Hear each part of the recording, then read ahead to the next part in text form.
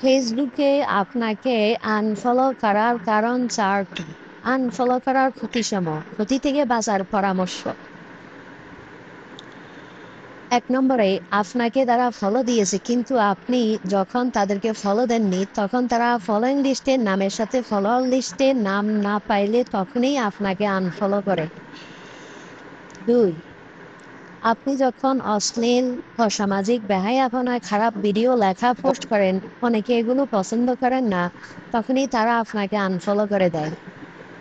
৩, আপনার পেজের বিষয়গুলো না দেখে যারা ফলো দিয়েছে তারা পরে যখন বিষয়গুলো দেখে তখন পছন্দ না হলে তারাই আবার আপনাকে আনফলো করে দেয়। ৪, আপনি যদি অন্যের ভিডিও ও পোস্ট না দেখেন, লাইক, শেয়ার এবং কমেন্ট যদি না করেন, তাহলে আপনাকে তারা আনফলো করে দেয়।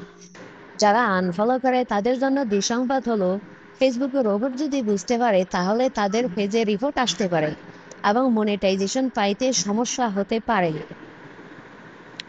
তাই আমার পরামর্শ হলো, আপনার পেজ যারা পছন্দ করে ফলো দিয়েছে, আপনিও তাদের পেজ পছন্দ হলে দ্রুত ফলো দিন।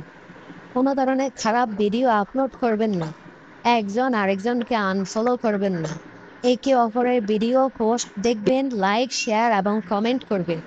কারণ আপনি যদি অন্যের ভিডিও ও পোস্ট না দেখেন, লাইক, শেয়ার এবং কমেন্ট না করেন, তাহলে আপনার পেজের মনিটাইজেশন পাবেন না। এজন্য নিজের স্বার্থের জন্য অন্যের ভিডিও দেখা শেষ হওয়ার পর লাইক, শেয়ার ও কমেন্ট করবেন। আপনি কখনো একা সফল হতে পারবেন না। উভয়ই প্রকৃত বন্ধু হতে হবে। তাহলেই সফল হতে পারবেন।